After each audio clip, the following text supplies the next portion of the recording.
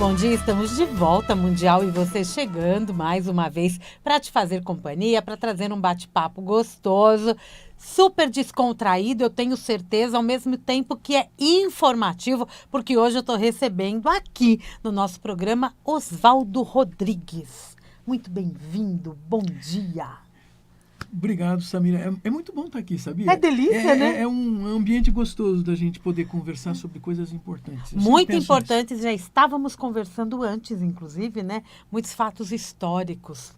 Estava percorrendo aqui nas nossas conversas antes de entrar no ar. Gente, o Oswaldo Rodrigues é comunicador aqui da Vibe Mundial. Ele apresenta o programa Café com Sexologia.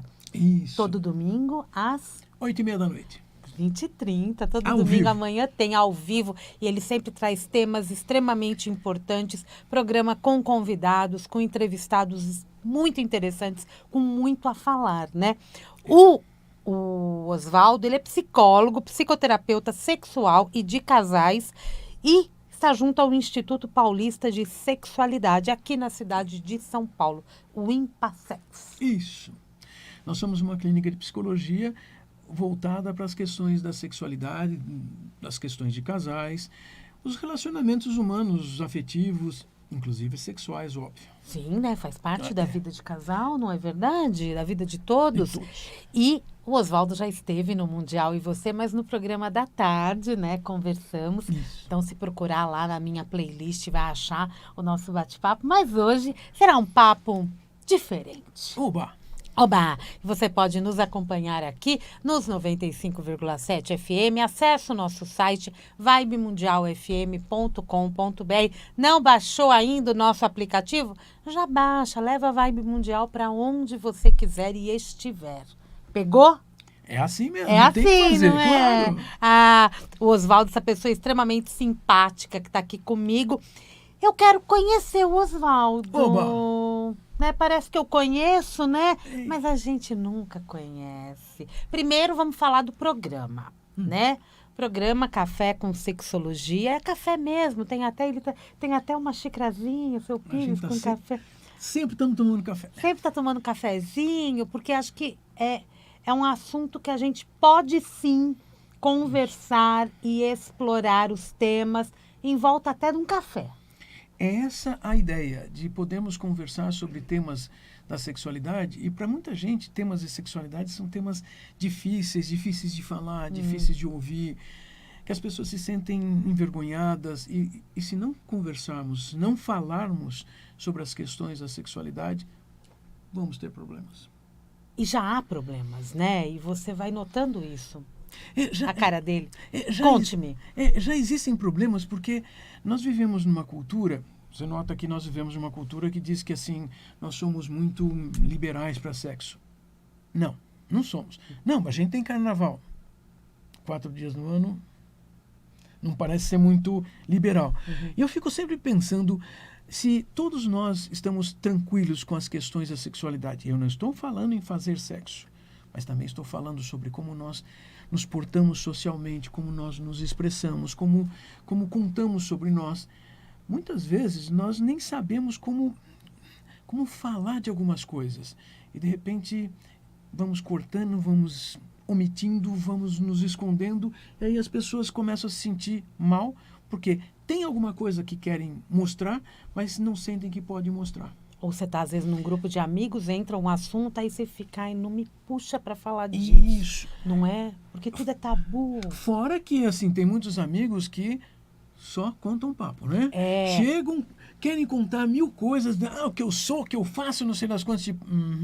E muitos outros que ficam provocando o outro amigo, né?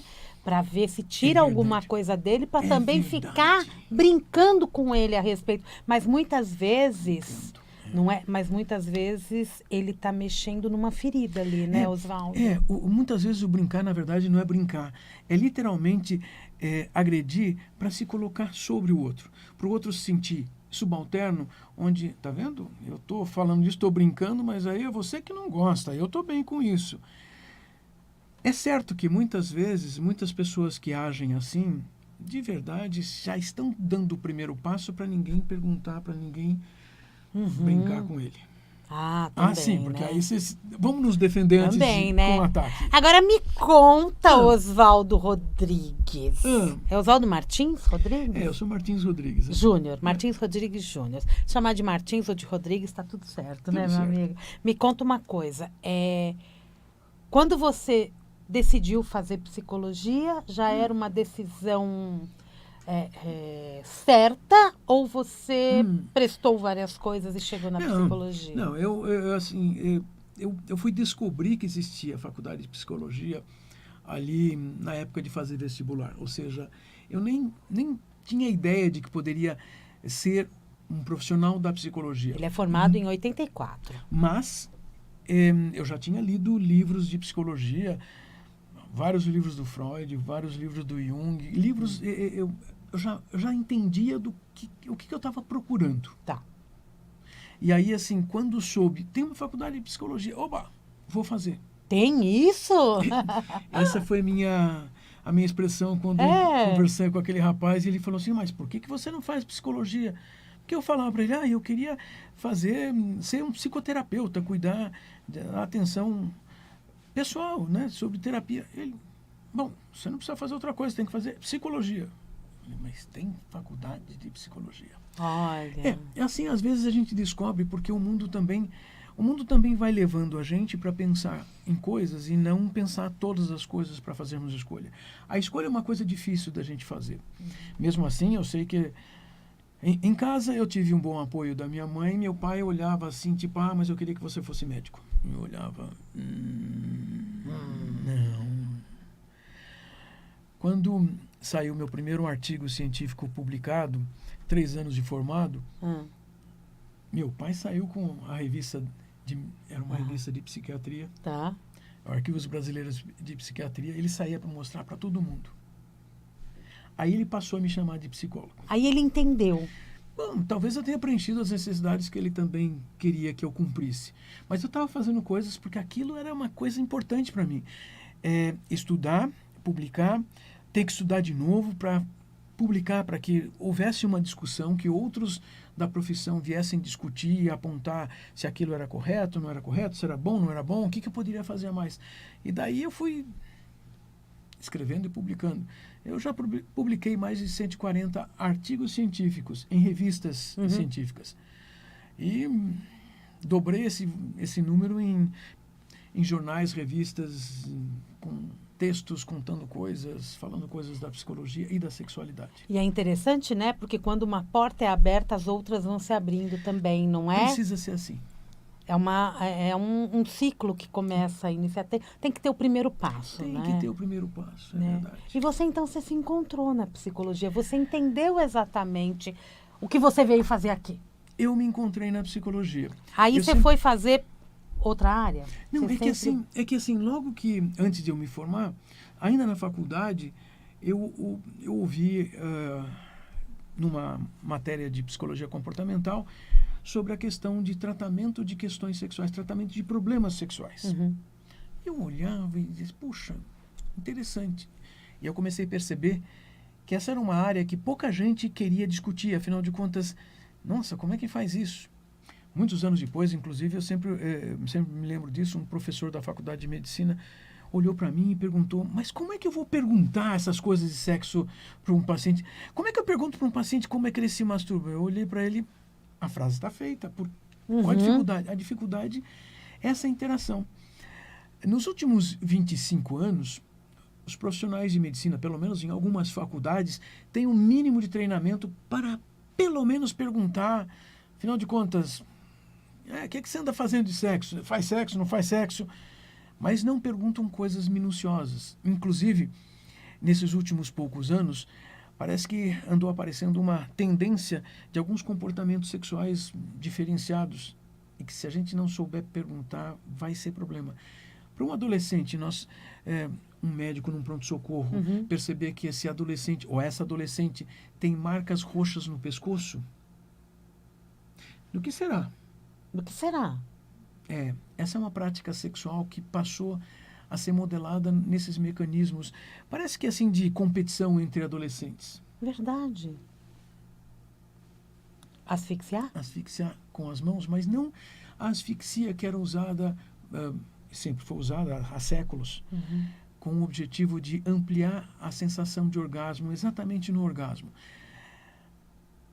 Também isso tem sido muito mais divulgado nos últimos 10 anos em filmes pornográficos, onde um pega o pescoço do outro e parece estar esganando durante a atividade sexual. E aí você deixa marcas no pescoço.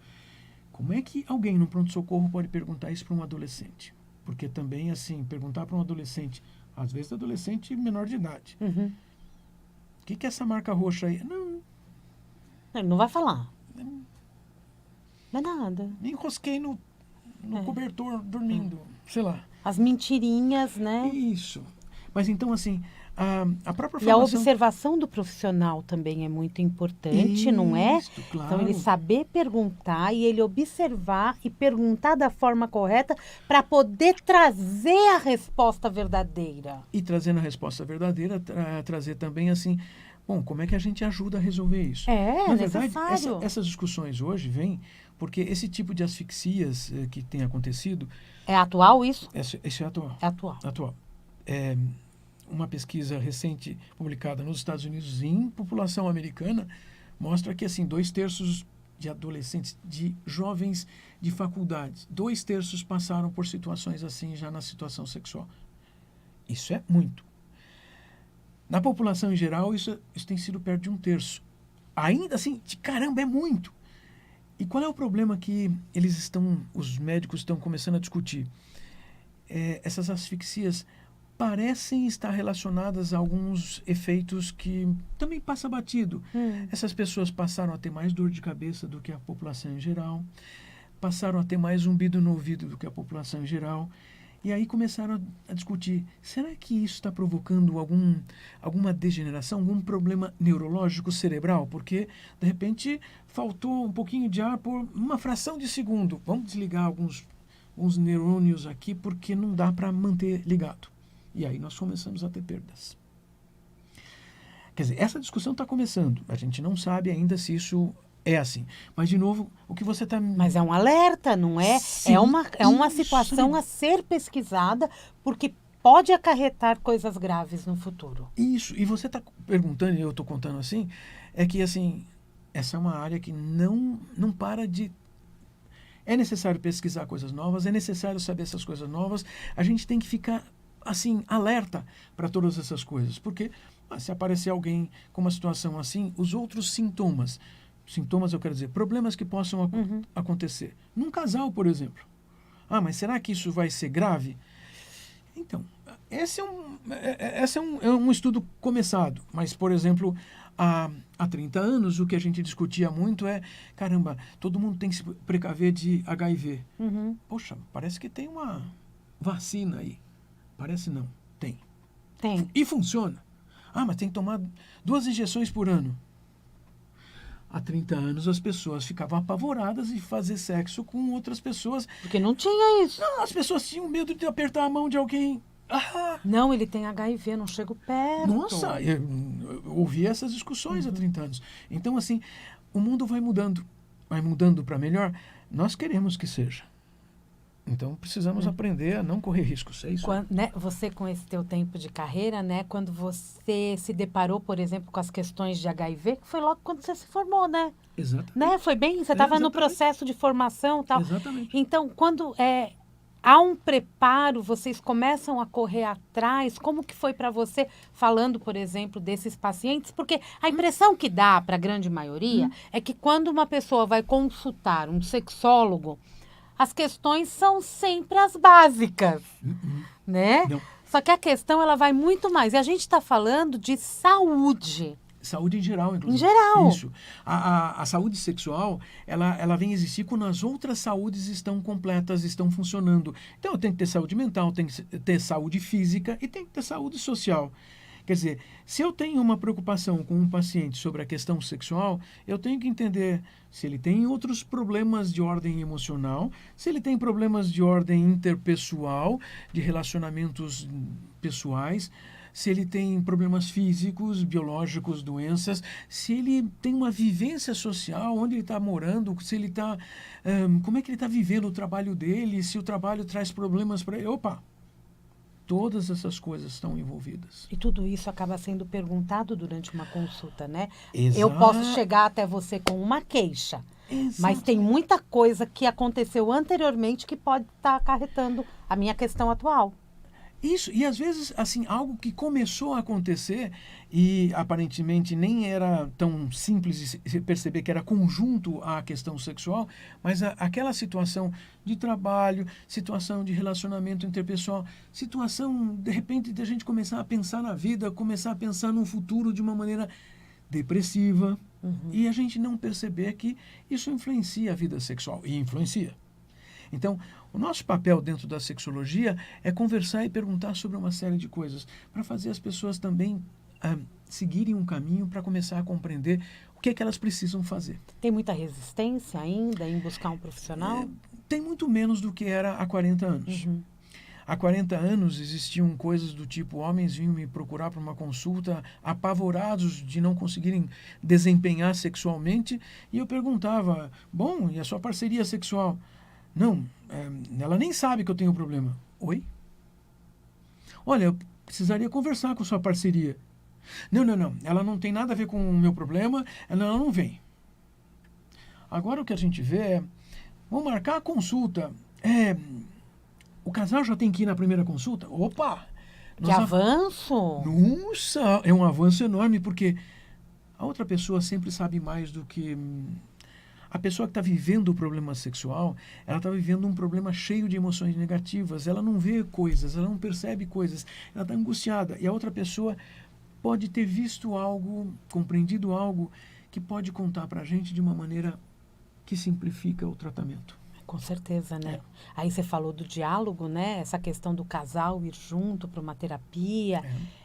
O diálogo do casal também é muito importante para a vida deles, né? Para todos os casais. Para a vida conjugal, para a vida sexual. E muitas vezes existe muita dificuldade de aprendermos como fazer essa comunicação, porque as pessoas têm a impressão, não, mas a gente conversa bastante. Ok. Conversam sobre o quê? Porque conversar sobre várias coisas é muitas vezes difícil e complicado para muitas pessoas. Falar sobre sexualidade quando alguém está vivendo um problema sexual é quase impossível de conversar. Por quê? É abrir a caixinha de Pandora, vai começar a surgir coisas e a gente não sabe o que fazer, como controlar isso. Sério, né? É sério. E é isso que a gente começa fazendo dentro do consultório, porque nós ajudamos os casais, as pessoas, a conversarem sobre as coisas sexuais, sobre os problemas sexuais, mas não sofrendo com o problema, procurando uma solução. Então, assim, a cada semana dá um passo onde a gente vai tendo alívios para compreender, puxa, agora eu tenho poder sobre isso e o problema não me angustia. Isso então, é importante. Né? Porque entre casais não é só fazer o sexo, é também falar a respeito dele.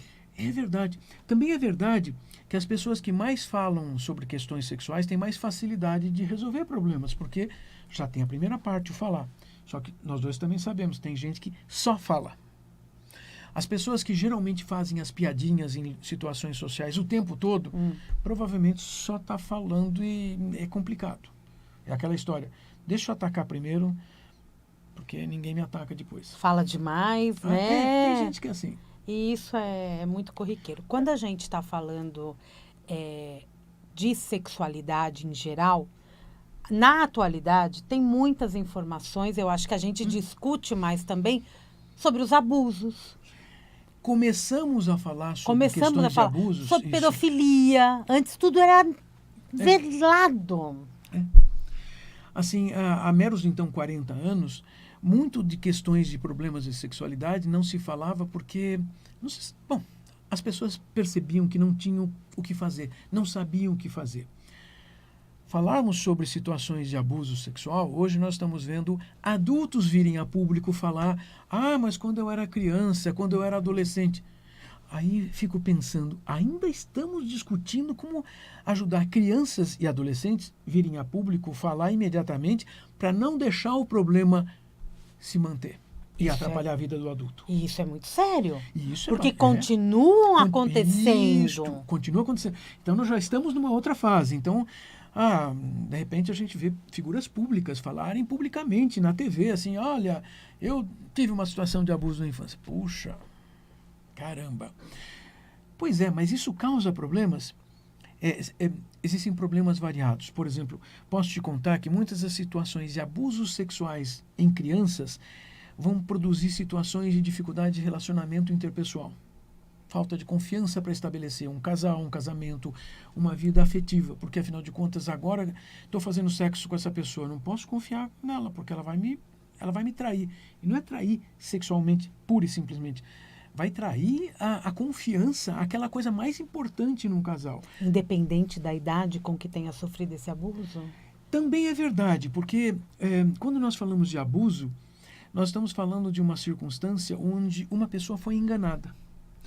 E assim, se eu acredito naquela pessoa, e se eu me entrego para aquela pessoa e ela me engana, ela me abusa, ela faz eu fazer uma coisa que eu não queria, eu começo a desconfiar que as pessoas não podem ser confiáveis. Então, nem estão, porque uma situação sexual lá atrás, de abuso, ela pode afetar qualquer tipo de relação, mesmo não sendo sexual. Claro. Porque eu não confio no outro. Claro, é isso. mesmo de trabalho. Né? Então, a pessoa, Claro, ela sofreu o abuso, ela não vai confiar no chefe. Principalmente Nos se for a amigos. figura do Isso. sexo oposto ou o sexo que Que causou que abuso. causou o abuso. Isso é importante. Porque, assim, existem... Você está falando, assim, que realmente nós percebemos que tem aparecido mais. Mas uma das coisas que tem aparecido que antes não aparecia eram homens lembrando de serem abusados por mulheres na infância. Ah, tem isso também? Pois é, porque assim, a nossa cultura sempre falou assim, os homens abusam. Os homens abusam e abusam muito. Mas tem mulheres adultas que abusaram de crianças. E aí, de repente, nós vamos ter homens adultos que não conseguem confiar numa mulher porque assim o corpo dele já reage de maneira extremamente defensiva perto de qualquer outra mulher, porque afinal de contas ele já foi abusado. A diferença é que muitas vezes as mulheres abusam com, aspas, carinhos. Quer dizer assim, com mais cuidado. E os homens abusam às vezes com agressão. E os dois machucando. tipos são abusos. Os 2 tipos são abusos, porque é a quebra da confiança e a gente está vivendo uma época em que nós estamos insistindo que, assim, olha, as pessoas querem fazer alguma coisa juntos? Vamos sim. Os 2 estão de acordo? Estamos. Está verbalizado? Porque eu sempre falo assim, adulto fala, adulto conversa, adulto pode dizer. Não é criança que não sabe nem palavras. Adulto tem que falar, ou seja, olha, eu gosto disso, eu gosto daquilo, eu quero ou não quero. Porque se a gente falar, fica mais fácil para o outro. Não é sempre fácil de ouvir, né? Não, mas não precisa fazer nada obrigado. Mas essa é a questão. Porque o obrigado pode levar a questões, a problemas sexuais, que aí o psicoterapeuta vai ter que ir lá espremer a pessoa para poder resolver. A gente não espreme as pessoas, mas a gente facilita. Existem técnicas, né, importantíssimas para poder destravar, o falar. O falar com o terapeuta já é um passo muito importante, né? O verbalizar o problema. É verdade. Liberta, né? O falar começa a dar ordem para as coisas, ordem. O simples criar uma frase, nós estamos colocando ordem. E quando colocamos ordem, nós temos um poder sobre aquilo que nos dava medo. Porque, Oswaldo, muitas vezes não se resolve um problema porque não se fala a respeito do problema. Né? Esconde-se o problema como quem diz, comigo não. Isso. Aqui não. Exatamente. Socialmente nós estamos aprendendo esses mecanismos, mas outros problemas vão acontecendo, nós somos complexos, muito complexos. Ou se somos. Ainda bem. Ainda bem, porque isso significa que isso também nos dá a garantia de podermos desenvolver, ser diferente de outras pessoas. Senão, nós seríamos todos iguais. Somos diferentes, né? E não somos... somos diferentes uns dos outros e relacionamos com pessoas com afinidade conosco, não é? E exatamente por isso a gente pode se sentir na liberdade. Se há uma trava, tenta tirar esta trava, né? Tá aqui, tem um programa aqui, Café com Sexologia, para te ajudar, que não fala só de sexologia, fala de ser humano. E relacionamentos de casais. Não é isso? Problemas emocionais e saúde mental em geral. Aliás, o tempo tá tudo envolvido, né? Exatamente. Tá tudo envolvendo. Totalmente. Gente, acabou o primeiro bloco, meu Deus do céu. É. Oswaldo, todo domingo, Todo 20 e domingo. 30, Café 20 e com 30. Sexologia. O pessoal já deve estar perguntando como eu te sigo no Instagram. Pode me procurar no Instagram, OSWROD. OSW. OSWROD, de É isso Osvi Rodrigues. Oswaldo Ah, Rodrigues. maravilhoso. Ou Café com Sexologia Isso, o também, Café com que é do Sexologia. programa e tem todos os vídeos linkados ali. Exato. Você vai localizar YouTube e tudo mais. Certo? Conversando com Oswaldo Martins Rodrigues Júnior, do programa Café com Sexologia. Vamos para o intervalo comercial, daqui a pouquinho a gente volta. E estamos de volta hoje no Mundial. Estou conversando com ele, Oswaldo Rodrigues, do programa Café com Sexologia. Quando? Domingos, às 20h30. Mas está acontecendo agora um cafezinho com verdade. sexologia Ai, durante faltou o café Mundial e você, já vou mandar buscar. Durante o Mundial e você, um bate-papo extremamente importante, não é? E a gente fica aqui batendo papo nos bastidores e a gente percebe o quanto a gente tem de temas para falar a respeito disso. A gente estava falando de abuso e o Oswaldo acabou de falar assim para mim. O abusador dificilmente sabe que está sendo abusador. Ele até pode saber, mas o que ele vai fazer é... Não me interessa, eu estou ganhando com isso. Porque quando ele sente que ele se sobrepõe às outras pessoas, ele tem ganhos, às vezes até ganhos financeiros, até ganhos emocionais de diversos tipos, se sentindo o bambambam. Isso faz com que essa pessoa comece a discutir assim, por que eu vou mudar se eu estou ganhando? Isso é complicado. Normalmente, essas pessoas até vêm nos procurar, sim, quando começou a acontecer alguma coisa de possível perda. Ele pode perder o risco de perder a família, de ter contato com os filhos, ou até mesmo de trabalho, caramba. Aí ele começa a dizer, eu tenho que mudar, como é que eu faço? E vem um desespero, porque ele nunca teve na vida algo que diga, ei, você está abusando, tem outra forma de fazer a mesma coisa. A mesma coisa... Então, a mesma coisa, onde você sai ganhando, mas a outra pessoa sai ganhando e nenhum dos dois sai mal da história. Porque os relacionamentos humanos, eles precisam ser equalitários, ou seja, os relacionamentos, ambos estão ganhando? Estão, ótimo. Não precisa haver um jogo de poder. Mas historicamente o ser humano sempre usou jogos de poder. Pois é. É um desafio como a história do pescoço. Isso, mas nós estamos vivendo essa possibilidade de mudanças. Porém, quando nós estamos falando de adultos com esses comportamentos, se passaram 20 ou 30 anos, pelo menos, de vida dele. Então, se ele e quando ele mudar, talvez a geração seguinte ainda tenha que aprender os novos mecanismos, porque alguém que tenha uma criança com 20 anos de idade, com 30, essa criança já aprendeu todas as coisas e provavelmente aprendeu repetindo o que os pais fazem, repetindo o ser abusador, por exemplo. O ser abusador já pode ser notado de novinho? Sim.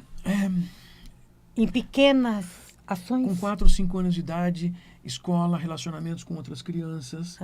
Ou como essa criança começa a demonstrar que ela se sente no direito de bater na outra criança. O valentão. O valentão. Ou de bater até na professora. Verdade. Pois é.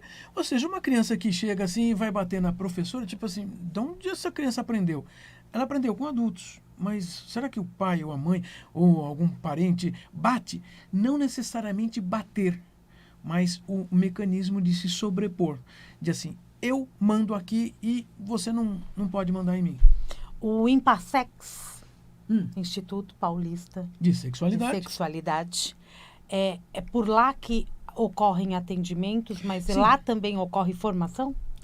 Nós temos a nossa clínica lá, nós somos um grupo de psicólogos especializados em terapia de casal e de questões da sexualidade, mas também mantemos cursos de formação para psicoterapeutas que querem trabalhar com as questões de sexualidade.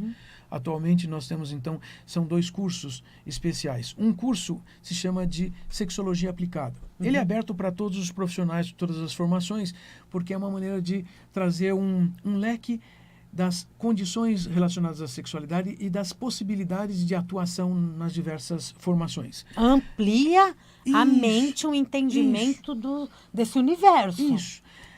Na sequência, para aqueles que são psicoterapeutas e querem trabalhar no consultório, então nós temos um curso, esse curso é presencial, óbvio, porque é um treinamento de como as coisas acontecem ou podem acontecer em termos de aprendermos a lidar com técnicas, aprendermos a lidar com situações muitas vezes extremamente difíceis. Às vezes, pelo menos temos feito isso uma vez por ano, nós fazemos uma imersão. A nossa sócia, a nossa colega, a Carla Zélio, ela que produz essa imersão. São 3 dias, juntamos um grupo de psicoterapeutas lá para discutir o papel do psicoterapeuta frente às questões e às dificuldades da sexualidade. Já aconteceu de chegar até vocês uma pessoa que foi levada para tratamento, mas ela não quer abrir a boca? Isso é bastante comum. É? Uma das coisas que que traz pessoas desse tipo para tratamento é que existem homens que foram pegos abusando de crianças. Muitas vezes nem chegaram às vias de fato, mas tem um compromisso ali na delegacia. O que acontece? Primeiro, o advogado já informa: olha, você tem que se tratar, vamos procurar um psicólogo. Muitas vezes eles chegam tipo assim, eu tenho que me tratar disso, mas ele passa semanas, meses ali assim, tipo, esperando o tempo passar. Com o tempo passando, daqui a pouco ele começa a se perceber, gente, eu tenho que mudar, porque não adianta só ficar esperando. As situações mais leves desses abusos são deixadas de molho, só que essa pessoa fica com aquela pulga atrás da orelha, sabe, esperando o toque, toque, toque, por 4 anos. Você imagina toda noite ir dormir esperando que no dia seguinte possam vir te buscar. Quer dizer, isso é uma tortura. E também conviver com essa tortura é uma necessidade de aprendizagem, porque a gente também não aprende isso. Então, essas pessoas começam a perceber uma boa razão na psicoterapia. Primeiro, continuar lidando com essa tortura de esperar. Em segundo lugar, e o que você vai fazer na vida para não precisar dessas condições? Seja da situação de ser um abusador, seja de porque achou que uma criança é mais interessante que uma pessoa adulta. Epa! Pois é, e não estamos falando de pessoas que cometeram o ato em si, porque geralmente essas pessoas já são trancafiadas e vão pagar a pena. É difícil chegar para a gente nessa condição. E eu tenho outra coisa, a gente só vai atender essas pessoas porque elas já estão num processo judicial. Porque se alguém chegasse assim, nossa, é uma coisa complicada, né? Eu teria que denunciar. Mas assim, elas chegam sim. E então, muitas vezes precisam de um tempo. Às vezes precisam de várias semanas para começar a perceber qual é a função daquele tratamento. O tratamento não é simplesmente para dizer, você não pode fazer isso. É para você entender como é que você conduziu a sua vida para fazer isso. E gastou seu tempo fazendo isso, enquanto poderia estar fazendo algo que seria interessante, seria prazeroso com alguém com quem você pode fazer. Às vezes, eu posso olhar para o meu paciente e dizer assim, e fazer com a tua esposa? A gente nem consegue fazer sexo direito, viu? De repente nós estamos reconstruindo um casamento, inclusive baseado na satisfação sexual dessa pessoa. E ele já estava tratando que o casamento não funcionaria para ele. Troca até um casamento por um risco social. Por um risco, perigoso. Exatamente, perigoso. É uma pessoa mal vista, né? Que ninguém vai querer perto dos seus filhos. E uma coisa que nós temos que nos Eles preocupar... se camuflam um bom tempo, se camuflam, né? O que a gente tem que se preocupar? Muitas vezes eles se camuflam porque nós devemos ter a preocupação. E a parceira desse sujeito não tem colaborado? Tem. E esse é um problema. Ela às vezes acha que está protegendo ele. Muitas vezes ela sabe. Ela sabe, mas ela tenta não saber. É difícil, ela nunca verbalizou.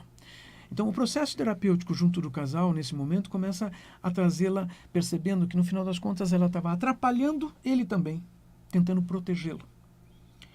Se fosse uma traição, ela calaria? Pois é, mas muitas vezes isso também acontece assim, não é? Porque, de toda maneira... Que é uma traição. Pois é. Ainda vai tentar fazer sexo com uma... Não vai ter vida conjugal. Isso. Muitos têm, inclusive, em paralelo, sem prejuízos aparentes. A questão é aquela situação de falta de confiança, a dificuldade do relacionamento, a dificuldade de terem mais satisfação sexual.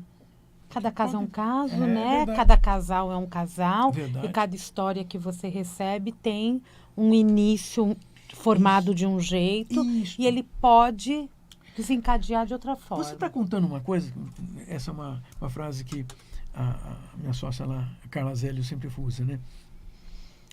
Para cada pessoa, esse problema, esse comportamento problema, isso aqui tem uma função. Qual é a função para essa pessoa? Porque o que a gente vê de fora pode ser parecido para duas pessoas, mas pode ter funções diferentes, então são diferentes. Tem razões diferentes. Essa pessoa está fazendo isso por outra razão, buscando outro objetivo. Ah, mas é igual do lado de fora. Então, aí está a diferença.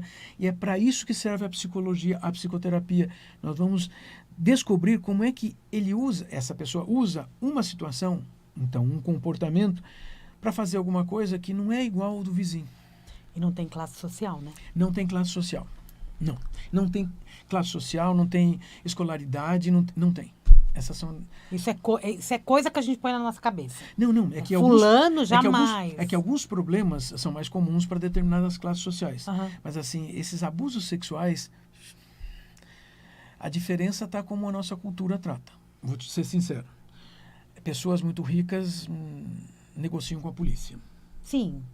Os mais pobres vão parar na cadeia. Assim como o assédio. Isso.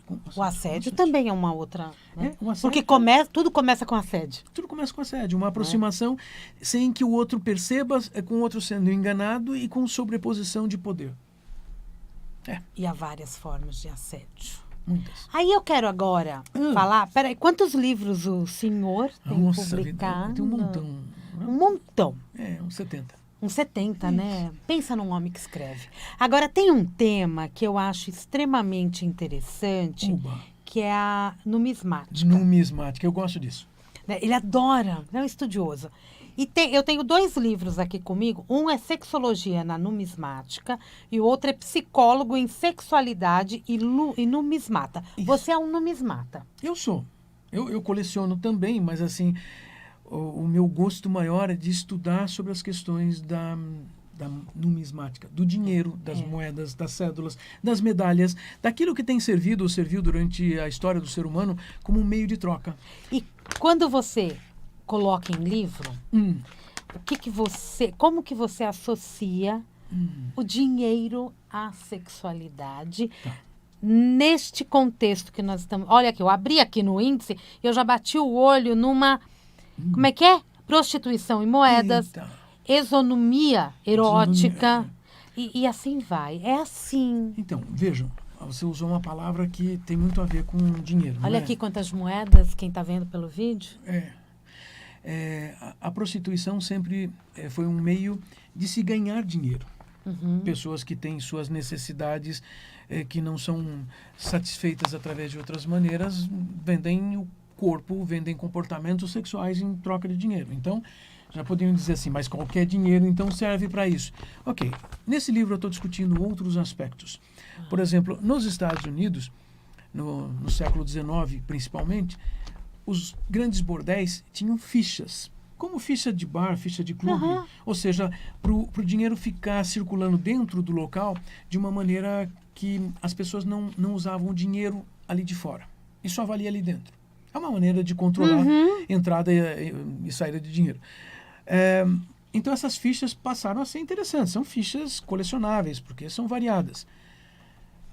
Ainda hoje, nos Estados Unidos, muitos desses grandes bordéis mandam literalmente cunhar moedas de prata, com 30 gramas de ouro. De prata, desculpa.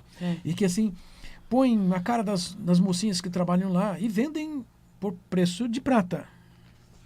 E todo mundo acha, então vou colecionar também. E levam para casa de lembrança. Tá bom, ótimo. Então, isso está associado à prostituição. Mas ele não usou esta peça de prata para pagar o serviço da prostituição, mas se associa à prostituição. Também é importante compreender que o que nós chamamos de sexo, então dentro da sexologia, existem várias outras coisas que podem se associar à questão de moedas. De verdade, existe uma moeda muito importante, feita há 2.500 anos na Grécia. É uma moedinha de prata pequenininha, 2 centímetros, 2,2 centímetros. E ela tem um casal numa posição sexual. Na verdade, não é um casal simples. É um sátiro e uma ninfa. São 2 semidivindades gregas que viviam no mato, na mata, no meio da selva. E eles sempre fizeram sexo. E esses gregos desenharam isso numa moeda, para dizer assim, olha, coisas que a gente acredita, os deuses fazem isso ali no mato. Uhum. E é interessante porque dá para perceber isso muito claro na moeda. Ah, mas isso não era... Não, isso é uma coisa bem definida e significava que os gregos antigos, eles não percebiam que a atividade sexual fosse ruim, feia, ou que não se pudesse conversar. Todo mundo sabia, todo mundo falava e todo mundo carregava no bolso isso.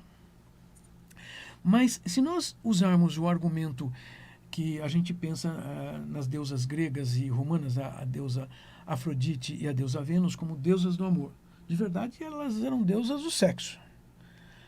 Só que amor é uma coisa importante na nossa cultura. E você abriu a página aí nos Love Talkings. Sabe que nos últimos 300 anos, e isso teve um desenvolvimento grande no século XIX, mas ainda continuam fazendo coisas assim, algumas pessoas pegavam uma moeda de circulação, uma moeda de prata, por exemplo, lixavam ela e depois escreviam. Faziam um monograma, por exemplo, ou escreviam uma frase, lembre-se de mim, eu vou viajar e você vai ficar com isso aqui, lembrando de mim. E era algo que demonstrava, olha, eu não peguei qualquer coisa, eu peguei uma moeda de prata, olha, isso vale alguma coisa, então a pessoa não ia jogar fora. Também não existia plástico na época. Mas ela punha no colar, por exemplo, ou na pulseira. Então é muito comum a gente ver esses love tokens. Existem colecionadores dessas peças, porque elas são muito variadas e são extremamente interessantes, porque tem inscrições diferenciadas. E a gente está falando de eras diferentes. É isso, nos últimos 300 anos. E se tornam coisas importantes que pegaram a moeda e começaram a mostrar isso. Também é bom lembrar que muitos que saíram viajando por aí, turistas, vão encontrar coisas que se parecem moedas, que são medalhas, são medalhinhas, que falam de amor, que falam de carinho, às vezes tem uma figura de um anjinho, como se fosse um cupido, falando de amor. Tem uma interessante aí, que ela é cortada na forma de coração. Sim. E que encaixa e forma os dois corações ali. Olha, as pessoas fazem essas coisas com o objetivo de demonstrarem que, através do dinheiro, a gente pode guardar informações sobre amor. Tem uma escrita I love you. Isso. Essa é bastante comum. Essa aí, por exemplo, eu comprei numa viagem na Espanha. Estava lá numa loja de souvenirs. Tipo assim, olha só, gente. Vamos vender como antiguidade. Não. Era vendido como Era souvenir vendido mesmo. normal, souvenir mesmo? É. Sensacional. Existe algum museu da moeda? Existem muitos museus numismáticos. No Brasil, existem alguns. O mais antigo fica em Manaus. É um museu... o Bernardo Ramos. O Museu Bernardo Ramos existe há 122 anos. Puxa, e é uma coleção fantástica. Também existe um museu de numismática em Salvador, na Bahia, que é o Herculano Pires. O Eugênio Teixeira Leal. O Herculano Pires é aqui em São Paulo, que é o museu do Instituto Cultural Itaú, que inclusive reinauguraram uma exposição maravilhosa de numismática. Então já temos esses três. Que legal. Também temos uma coleção especial no Museu Paulista, lá no Museu do Ipiranga. Também temos no Museu Histórico Nacional, eles têm uma coleção de moedas fantástica, eles têm milhares de moedas e, eles estão tentando recuperar a grande sala que eles tinham dedicada à numismática, mas a exposição especial deles lá tem moedas que contam a história do Brasil. Olha que interessante. As moedas contam história. Então a gente vai procurando ver, assim, esses são os principais museus. Embora a gente tenha alguns outros museus. Por exemplo, em Ouro Preto tem um outro museu, a Casa dos Contos, que tem uma grande exposição de moedas. Claro, a Casa dos Contos era o local que, durante a colônia, ali se cobravam os impostos sobre o ouro minerado em Minas Gerais, e ali se cunharam algumas moedas. Então nós temos alguns lugares no Brasil que são museus. No mundo todo tem. Em todas que as legal, cidades. Né? E é o que você falou, conta história. Conta história. Conta história. Eu abri em algumas que tinha a Playboy. Gente, é incrível. A Playboy, revista mesmo, as Playgirls. Essas aqui, são fichas de prostituição. Aqui é a Rainha Juno? Ou Sim, não? Essa é uma referência a Juno. A Juno? Mas essa é uma ficha que, durante o carnaval, ali no sul dos Estados Unidos, em New Orleans, os grupos fazem uma festa, fazem um desfile de carnaval. Entendi. E muitos desses grupos jogam moedinhas.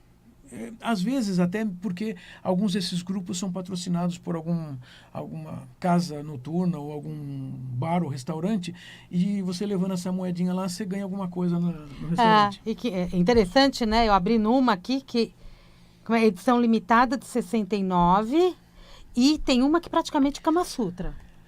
Isso. Nos últimos 25 anos, a China, os chineses andaram São fazendo... pênis. Não, PNS. Esse aqui é uma moeda Colecionador de de pênis. Essas aqui são moedas, são estilo moeda de 2 euros, do tamanho de 2 euros, e simulam serem moedas, não são. Ah, não são. Não são. Elas foram feitas porque as pessoas acham interessantes, são Interessantíssimo. usadas. E são 34 moedas. Aqui não sei se fala. Que assim são com posições sexuais.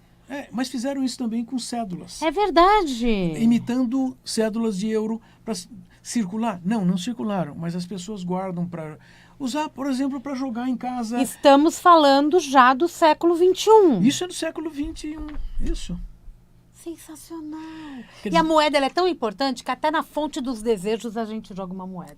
Esse é um problema muitas vezes. Você tem que tirar o tempo todo. Mas é interessantíssimo isso, né? Aproveitando, assim, numismática, agora, nesse mês de agosto, se inaugura no Mackenzie, na Universidade Mackenzie, uma exposição especial sobre protomoedas da África subsaariana. Quer dizer, abaixo do deserto do Saara, e coisas que eram usadas, objetos que foram usados como meios de troca em vários grupos que existiam lá antes dos europeus chegarem. Essa exposição é especial e também tem muito a ver com a imigração forçada de africanos para o Brasil e porque também o Mackenzie está comemorando Luiz Gama. Luiz Gama foi um negro abolicionista que tem muita importância na história do Brasil.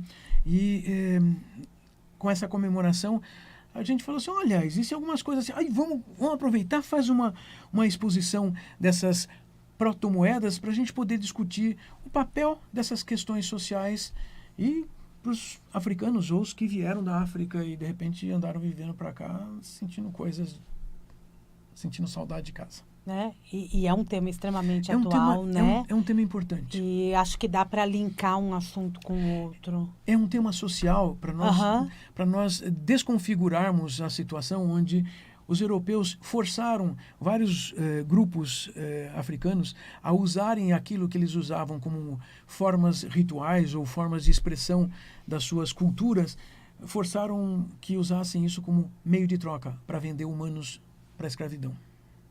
E aí nós vamos discutir isso. Vai ter um simpósio no dia 9. De agosto? 9 de agosto. Pertinho, semana que vem. Próximo sábado. Não é sábado. Não é sábado, é quinta. Próxima quinta-feira. Na terça-feira tem a inauguração lá no Mackenzie, às 3h. Muito bem, quinta ou sexta-feira? Estou falando bobagem aqui já. O programa está terminando. Né? Quero te agradecer a presença do Oswaldo aqui, que está aqui com a gente sempre ao vivo, aos domingos. O fazer programa ao vivo é muito importante para você, né? É verdade. É uma forma de nós começarmos a rever as nossas maneiras de ver as coisas. E quando eu trago algum convidado, eu sempre falo para meus convidados, eu estou aprendendo, porque eu estou fazendo perguntas e de repente eu estou vendo um colega de profissão contar de uma maneira que eu penso, gente, por que eu não pensei nisso antes? E isso faz com que nós estejamos sempre preparados para a semana estarmos ouvindo os nossos pacientes e melhorarmos a nossa qualidade de vida. Nossa, pessoal. Nossa, terapeutas. Mas melhorar a qualidade de vida das outras pessoas. Inclusive, é um programa que eu diria que assim, é de educação em sexualidade para todas as pessoas. É verdade. Né? Amanhã tem, às 20h30. Tem tema já preparado? Sim, amanhã a gente vai falar de abuso sexual em adultos. Em adultos. É tão comum, né? Então vamos lá. Instagram, repete. OSWROD. Ou Osvi Rod. Osvi Rod. ou Café com Sexologia. Café com Sexologia. Isso. E tem um do Instituto. Tem o Impassex, INPASEX, também tá lá no... Impassex. Quem lá no quiser Instagram. mandar um WhatsApp, é código 11 9 Ainda teria que pegar... 87184240. Código 11 9 98 87184240 é do Instituto. Esse é o meu, exatamente. É teu? Mas assim... Pode? Se Peguei do teu site. você mandar para mim, eu faço a pergunta ao vivo para os nossos convidados. Eu uso ao vivo ali na rádio. Vai ser bom. Sensacional. As pessoas podem ligar? Programa? Vocês atendem? O telefone não, mas a gente tem... Rede social. Pelas redes sociais, pelo Instagram, as pessoas podem perguntar coisas ali, a gente está sempre respondendo ao vivo. Obrigada, meu querido. Obrigado você, é um prazer estar aqui com vocês. Igualmente. E assim, é importante termos esses meios de comunicação, de conversa. E como é bom a gente poder falar sobre isso de uma forma super leve, agradável. Obrigado, Oswaldo. Eu que Vida agradeço. longa aqui na Vibe Mundial. Vamos lá. Sucesso para você e toda a equipe. Gente Mundial, e você vai ficando por aqui. Eu volto daqui a pouco. Tem Jornal da Boa Notícia e eu já te desejo um excelente final de semana.